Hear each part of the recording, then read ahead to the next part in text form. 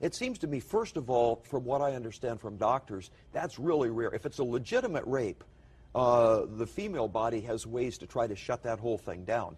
And when it comes to establishing your worldview, I was curious, what newspapers and magazines did you regularly read before you were tapped for this to stay informed and to understand the world? I've read most of them, again, with a great appreciation for the press, for the media. But like what ones specifically, I'm curious that you... all of them, any of them that have... Can demonic spirits attach themselves to inanimate objects? The answer is yes. Welcome to Twatwaffle of the Week. Deciding on what stories to include this week was pretty tough. So much bullshit, so little time. We're going to start out with a bang, as this story absolutely disgusts me. And be forewarned that the entire segment, for all intents and purposes, has some really obese twats represented. This is from Long Crime. Woman arrested following DUI and KKK threats towards black deputy. At the time of recording, this incident is still being investigated and is an allegation only. Keep that in mind, please. Quote, a white woman in Florida allegedly told a black sheriff's deputy that the Ku Klux Klan would be paying him a visit in order to burn crosses on his lawn after she was pulled over on suspicion of drunk driving late last week. As I said, if this allegation proves to be true, I want off this planet. Maybe it's my naivete, but I do not understand all this hatred based solely on minority status, financial status, whatever status you so deem to choose. Last I knew, we all bleed red. It's a simplistic view, I'm quite well aware of that. And of course, some caveats do apply. But mistreating another person solely on what I consider a subjective fault, or a perceived fault, is fucking bullshit. Moving a bit north to West Virginia, this twat is a double or triple whammy, depending how you look at it. GOP delegate compares gay community to Ku Klux Klan. This is from Hemet Mita. Quote, a second round of bigoted comments from a Republican delegate has drawn frustration from legislators and no sign of resolve. Delegate Eric Porterfield, Republican out of Mercer, made the comments after calling a reporter to discuss a report in Friday's Gazette Mail. That report detailed a flurry of criticism House Democrats aimed at Porterfield on Thursday in response to an inflammatory anti-gay and lesbian rant he delivered in committee on Wednesday. The LGBTQ is a modern-day version of the Ku Klux Klan, without wearing hoods and with their antics of hate, Porterfield said in an interview Friday morning. He also called the gay community a terrorist group and said he is being persecuted by the gay community in retaliation for his remarks, including receiving threats on Facebook and voicemails. And I will interject this, if that is the case that he's receiving threats, that's no better than he is. End of story. Hammett goes on Wednesday, he used the anti-gay slur faggot in a committee meeting within the context of quoting the name of a speaking tour that uses the term in its title. And I believe he's referring to a Milo tour. So, how does Porterfield manage to top that?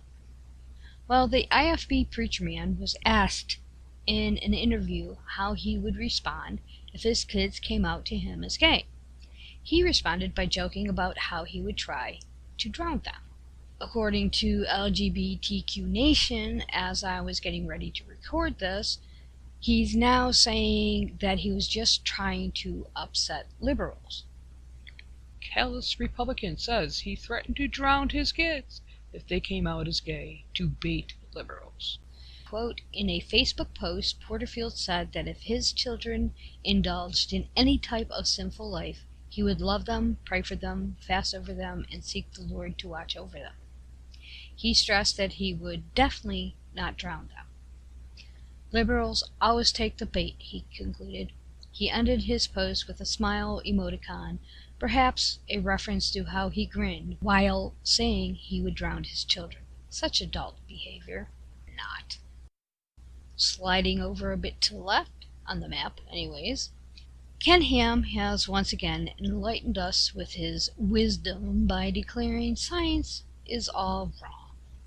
Go figure. According to Ham, quote, there are many documented examples of various diseases in the fossil bones supposedly millions of years old. But the Bible states clearly that before sin, God declared everything he created very good, referencing Genesis 1:31. This would mean God calls cancer very good.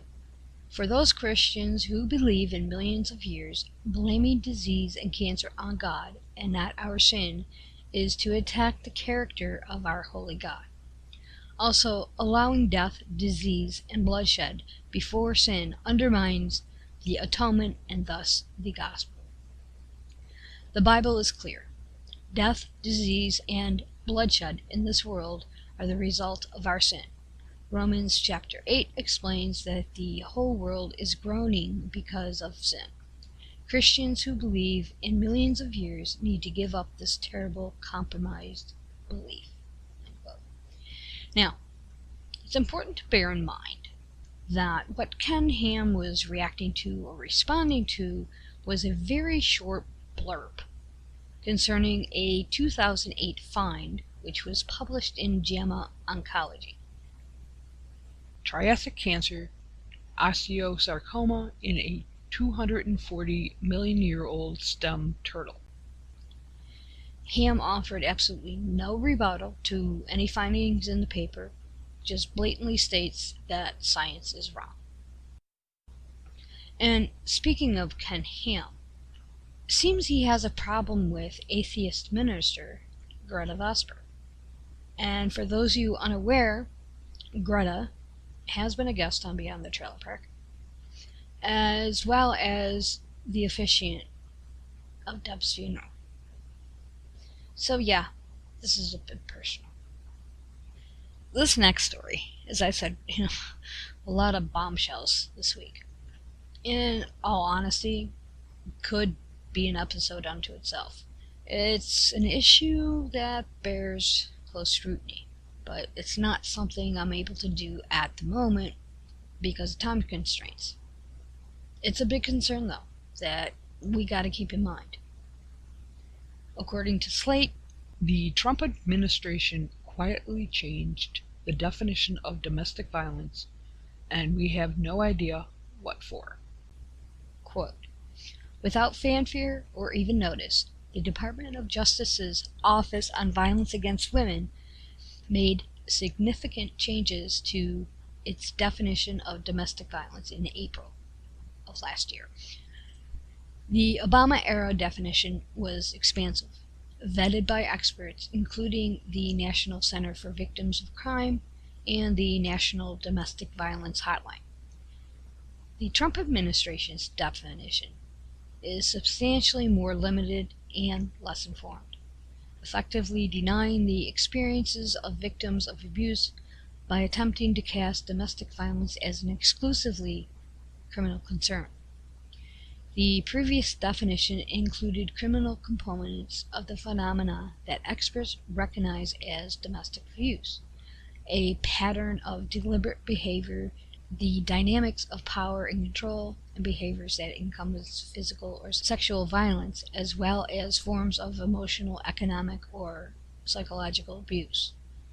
But in the Trump Justice Department, only harms that constitute a felony or misdemeanor crime may be called domestic violence. So, for example, a woman whose partner isolates her from her family and friends, monitors her every move, belittles and berates her, or denies her access to money to support herself and her children, is not a victim of domestic violence in the eyes of the Trump's Department of Justice.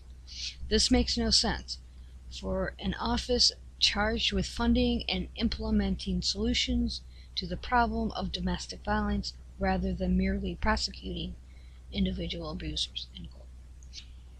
As Slate notes, it's too early to assess the full impact of the Trump administration's definitional change, but the bottom line is this.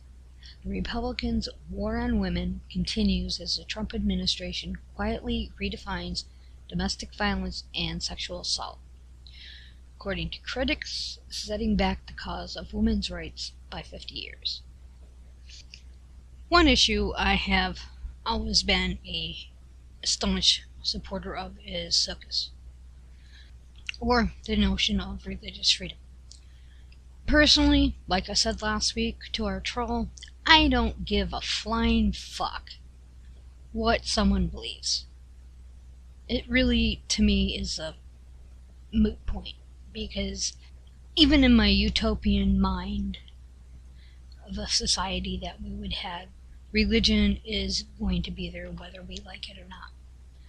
I'm not one to believe in outlawing religion. I just wish it would go away. But as long as that belief stays within a private home, a church, synagogue, or temple, I really don't have a problem. But the moment a private individual leaves the confines of the home or temple and starts evangelizing, then, depending on the circumstances, I may have an issue. Now, if you are a so-called public figure, i.e. Ken Ham or Kent Hovind or Rick Warren, Joe Osteen, my favorite Steven Anderson, I'm going to have a problem when you start preaching homosexuals need to be executed. Then we're going to have a problem. I believe people of all beliefs or non-belief should be afforded the exact same rights, no matter what. I do not believe one religion should be favored over another religion. We are not a theocracy here in the United States. So this following story, while it's disappointing, I'm not surprised. This is from the ACLU. In Alabama, a Muslim man was denied the presence of his imam during his execution. Quote, less than 2 hours before Ray was executed, the Supreme Court narrowly decided to allow the execution to proceed without his religious advisor in the chamber.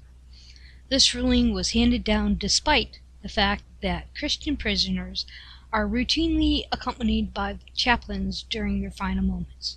In fact, as the BBC reported, the Alabama Department of Correction employs a Christian chaplain who has been in the execution room for nearly every execution since 1997. Further along, they say Ray was denied his religious liberty because he is a member of a minority faith, Islam, that has faced considerable hostility and discrimination in recent years. We all know that to be the case. The court ultimately prioritized purported scheduling procedures at the expense of his civil rights, at a time in which he was most vulnerable, while the ADOC prioritized one religion over another. End quote. To borrow from Andy Seidel, FFRF, quote, if you're seeking justice or vindication of your religious freedom, this Supreme Court has just said non-Christians need not apply. Stay smart, people.